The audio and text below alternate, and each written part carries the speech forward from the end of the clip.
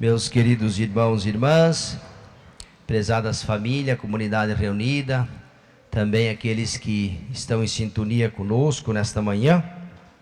Hoje a igreja celebra o chamado Domingo da Divina Misericórdia.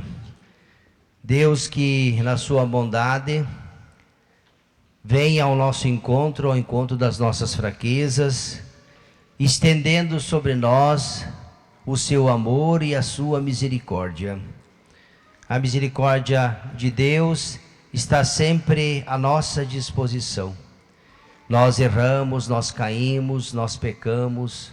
Muitas vezes o nosso coração se afasta de Deus, se afasta da igreja, da comunidade. Muitas vezes também tem de nós um espírito de rebeldia, em acolher as coisas de Deus. Apesar de todas essas nossas limitações, apesar de todas essas fraquezas nossas misérias humanas que todos nós temos, Deus é sempre bondoso, Deus é sempre misericordioso. É aquele Pai que nos ama incondicionalmente, que está sempre disposto a vir ao encontro, mesmo daqueles que dele se afastam.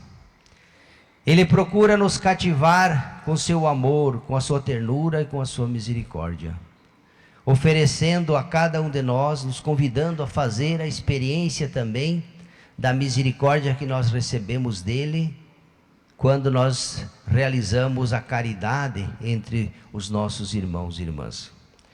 Santo Agostinho, numa das passagens, falando sobre o Domingo da Divina Misericórdia, e aqui ele nos ensina a mim e a você, ele diz que assim como nós nos aproximamos de Deus, assim como nós, no sacramento da reconciliação, todas as vezes que nós nos confessamos, nós vamos até Deus, levamos a Ele as nossas misérias, nossas fraquezas, que nos oprimem, que nos colocam para baixo, e Deus vem e perdoa.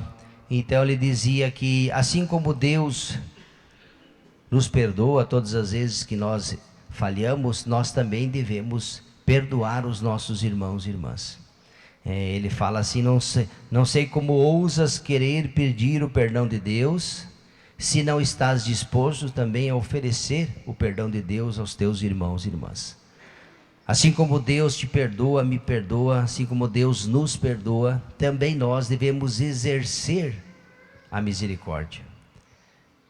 A misericórdia não pode ser apenas de cima para baixo, no sentido, Deus nos perdoa, e Ele perdoa sim, todas, sempre, qualquer, seja o pecado for, não há pecado. São Paulo vai dizer, onde o pecado abundou, a graça de Deus superabundou. A misericórdia de Deus será sempre infinitamente superior do que qualquer miséria humana. Deus vai sempre perdoar qualquer pessoa que esteja arrependida de coração e que dele se aproximar no sacramento da reconciliação instituído por nosso Senhor Jesus Cristo, através dos seus ministros sagrados. Foi isso que Jesus, quando apareceu, disse aos apóstolos, darei a vocês o poder de perdoar os pecados. Os pecados que vocês perdoarem serão perdoados. Os pecados que vocês retiverem serão retidos. Então esse poder de ligar e desligar, de perdoar ou reter, Jesus deu à sua igreja, a igreja católica, a igreja que ele instituiu, colocou seus ministros. Na quinta-feira nós lembramos, quando aqui nos reunimos para celebrar a instituição da Eucaristia e do sacerdócio ministerial. Jesus quis uma igreja, uma comunidade, colocou seus líderes, seus pastores, aqueles que deveriam estar à frente. Foi o Cristo, a igreja que nós frequentamos, a igreja católica, ela foi instituída e organizada por nosso Senhor Jesus Cristo. Colocou seus apóstolos, seus discípulos à frente da igreja, pediu para que eles constituíssem comunidade, seus líderes, seus pastores, transmitiu a ela aquilo que de Deus recebeu. Por isso que a nossa igreja, ela é fiel depositária. Ela não ensina aquilo que o padre pensa, acha, acredita, não é teoria, não. Transmite integralmente e fielmente aquilo que recebeu de Deus. Ela é instrumento, sacramento universal de salvação. Quando na teologia se descreve a igreja, as notas da igreja fala a igreja sacramento universal de salvação. A igreja é um sinal. Nós vivemos dos sinais, né? Jesus, sabendo que não estaria mais presente assim visivelmente como você me vê e eu vejo vocês, sabendo que ele deveria retornar para junto de Deus, ele deixou os sinais para que as pessoas, olhando para aqueles sinais, lembrassem dele. Assim como uma fotografia, por exemplo, um pai ou uma mãe que tem a foto de um filho, né, que está longe e distante, quando ele olha para aquela fotografia, lembra imediatamente de quem? Do seu filho. Aquela foto traz, aquela imagem traz uma lembrança bonita e agradável. E a pessoa guarda, tem o maior carinho, o maior apreço, o maior amor. Pode ser um objeto, uma lembrança, enfim. Assim também é a igreja. No mundo ela é um sinal. É um sinal do quê? Para que ela sinaliza? Ela deve sinalizar o amor, a bondade, a ternura, a compaixão. Quando eu vou na igreja, eu vou para me encontrar com Deus. Eu vou para rezar. Eu vou para me fortalecer na fé. Eu vou para pedir bênçãos, graças, que Deus olhe por mim, olhe as minhas necessidades, está vendo? São sinais que de fato, não apenas sinal, mas realiza esses sinais, e eles acontecem na nossa vida.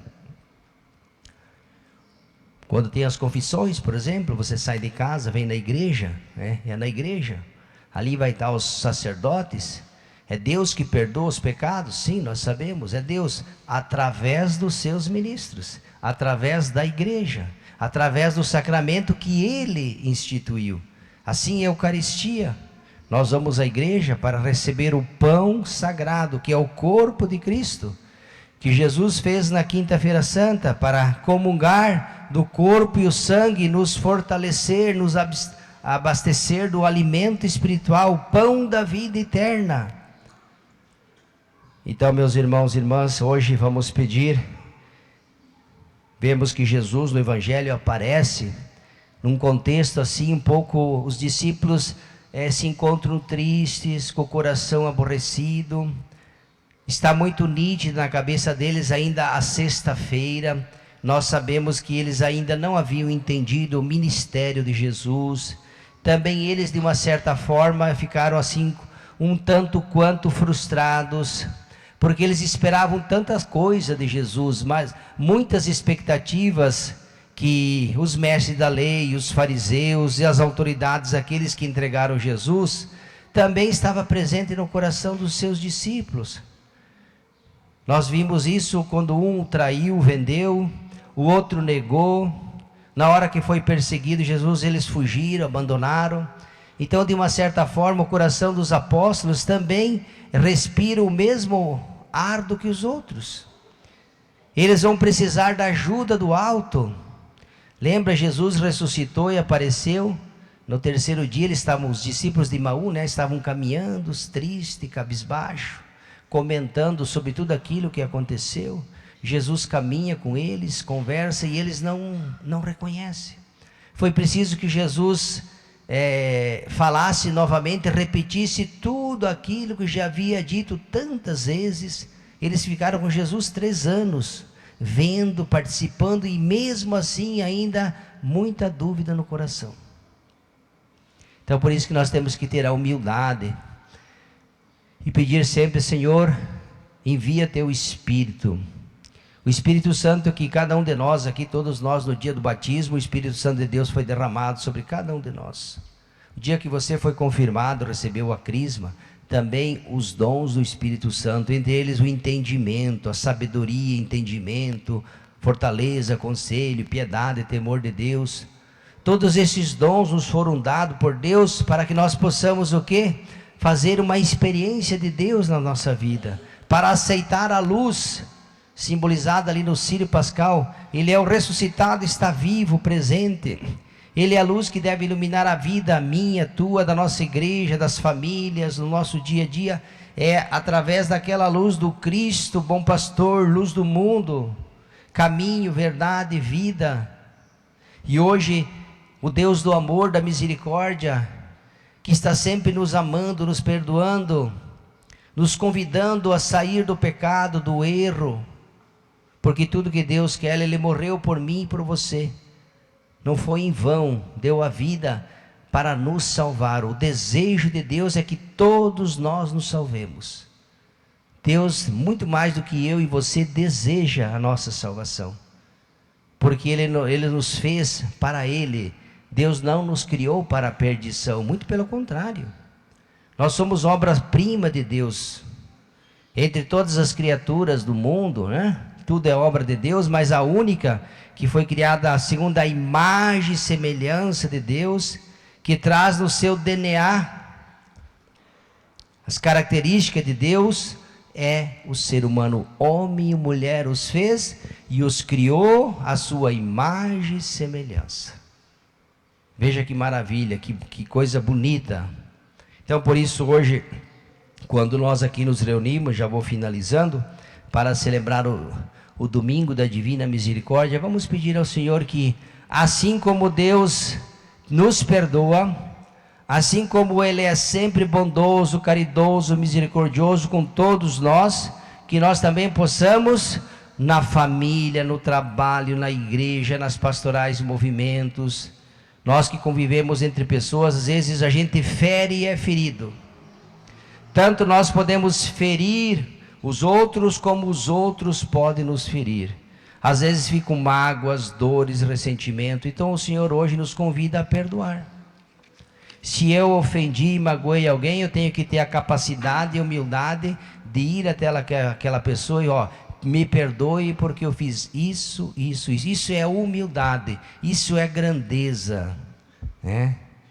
Se você feriu, você tem que também ter essa humildade, essa grandeza de se aproximar da pessoa que você feriu e pedir perdão. Me perdoe porque eu te magoei, eu te feri, eu te caluniei. O coração humilde faz isso. Quem tem um coração humilde é capaz de fazer isso. Quem não tem um coração humilde, muito só com a graça de Deus será capaz de fazer isso.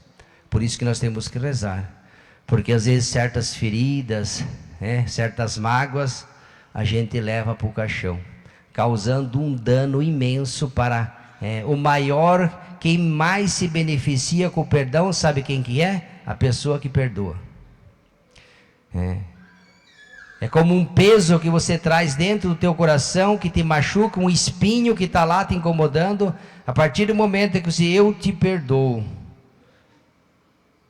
se você me feriu, eu te perdoo, tem meu perdão, você tira um fardo imenso. Então o perdão, o primeiro beneficiado do perdão é a própria pessoa, muito mais do que aquela que foi perdoada, é você que se liberta.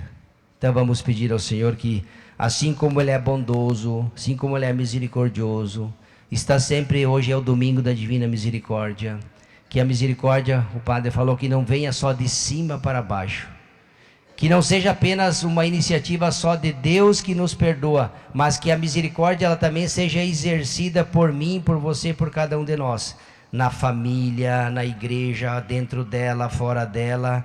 Então que seja entre nós, não apenas de cima para baixo, mas que ela se manifeste e seja concretizada na vida, no nosso dia a dia, nas pequenas ou grandes coisas que nós fazemos. Nós somos sempre chamados a exercer a misericórdia. Louvado seja nosso Senhor Jesus Cristo.